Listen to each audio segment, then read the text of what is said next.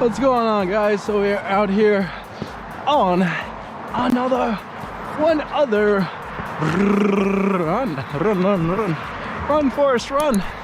And you know, for us, we are students of the game, right? You never stop being a student, you never stop learning. And you know, one thing that you got to do is study, right? Study your craft, right? Understand what's going on, right? And get a better sense of it. And you know, for you want to figure out how to study more effectively, right? Whether it may be for school, right? Work, or you're figuring out how to be a successful businessman or entrepreneur. Regardless, you got to study, right? And put these hours in to work. And you know, don't worry, because we are going to give you 4 tips to study more effectively. And this brings us to tip number 1, and that is to don't, you know, essentially kill yourself studying, right? You know, don't try to do these hour-long study sessions, right? I've tried it. I tried studying for 4 or 5 hours straight, and I know some people can do that, right? But not everybody can, right? Essentially, at least for me, trying to do that, I will be feeling great for the first, you know, couple minutes, of course, a couple hours, but get me into hour 2, hour 3, my mind might start to wander, right? I might start to get hungry or simply have to use the bathroom. And you know, if you are a sort of masochist in a sense, right, where you want to torture yourself and force yourself to study super duper long hours, points for you. But I'll argue that it's not as effective as had you took significant breaks, right, in your studying time. And you know, for you, there's different techniques for that. There's the Pomodoro technique, where I believe you study for 20 minutes, right? And you take a break for 40 or so, or 10 minutes, whatever it is. And you find whatever works for you, because it's not a set schedule.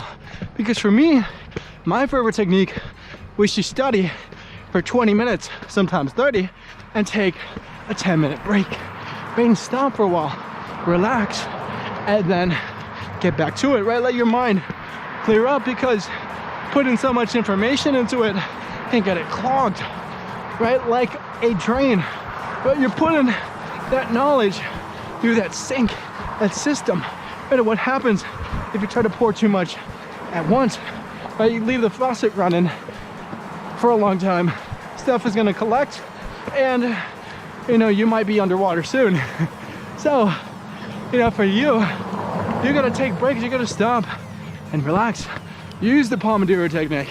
Use, you know, other ways that show, you know, for you to have a set schedule for when you work and when you stop. Because if you just work, you're gonna be torturing yourself, right? You're gonna be ineffective. And if you don't work, you already know you're not doing anything. So finding a balance between the two is gonna set you up for success, right? And learning everything you want to learn and studying effectively, because that's what you want to do in the end. So, you know, for us, you know, you want to figure out the second way, right? What's more? It's another way I can study more effectively, and that is to use memorization techniques. Right? There's specific, you know, techniques that you got to use specifically for memorization, right? I know one, because you know, having to learn lines and speeches and so forth can often seem like this craziness, right? Like, it's like, oh my God, I gotta memorize all these words for a test and so forth. But one technique you could do is simply write out the first letter of every word and have the punctuation there, right? Have, like, I went to the park. It would be I-W-T-T, and then another T, and then B, dot. Then you have the next sentence. And then if you're able to read out the same sentences, right, with the rest of the word cut out, you're on your way to learning the exam or thing that you have to study and learn. And from that, using techniques like that, right, obviously you can cover up certain portions of the paper, right, different ways that you can apply to your studying. Those tricks will help you, right? They'll make actually looking at the material to study that much easier, because that's what you want to do in the end.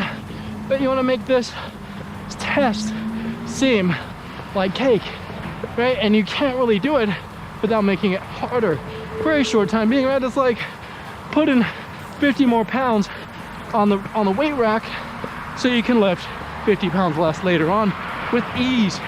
That's what you want to do. And for you obviously could still do it, lifting the same weight over and over again, but add some more weight, add some more resistance, will make the lesser weight seem easier. And then from that, we go into point number 3, and studying more effectively is to simply, clear up your study space, right?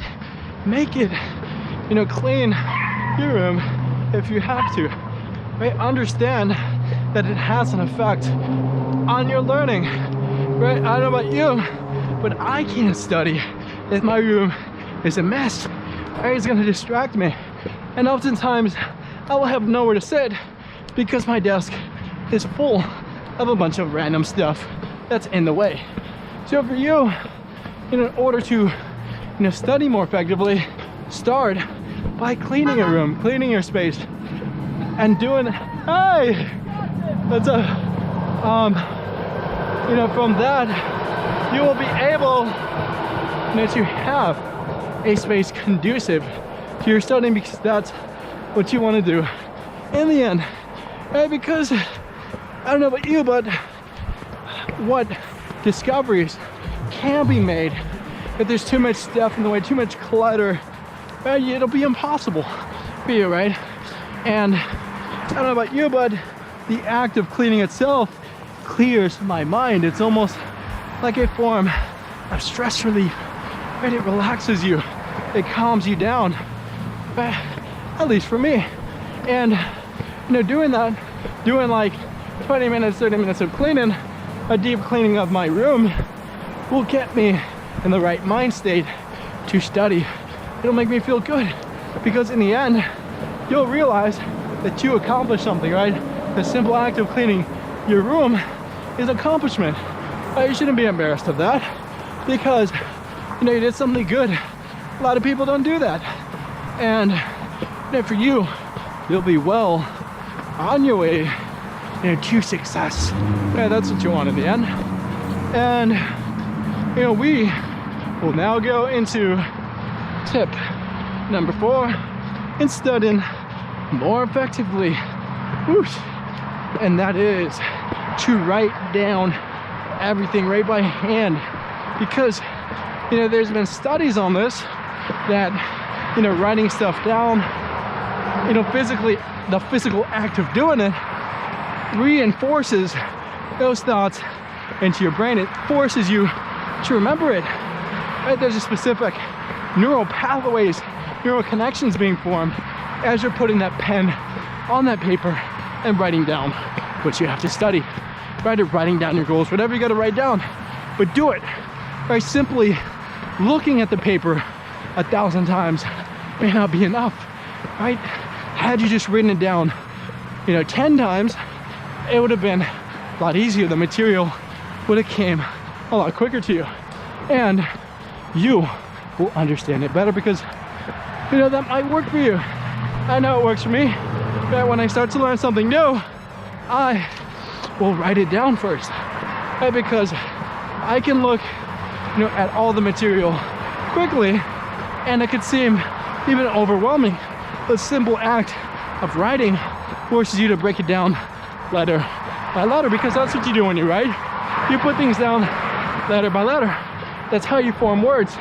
And words form sentences, sentences form paragraphs, paragraphs form beautiful stories, and beautiful stories form bestsellers. You get it though, right? So just doing that writing is going to put you on the path to success, right? To succeed in, you know, learning the material. So you gotta learn. And because to become a great writer almost forces you to be a master of whatever you're writing. Because to put it down on paper is very hard.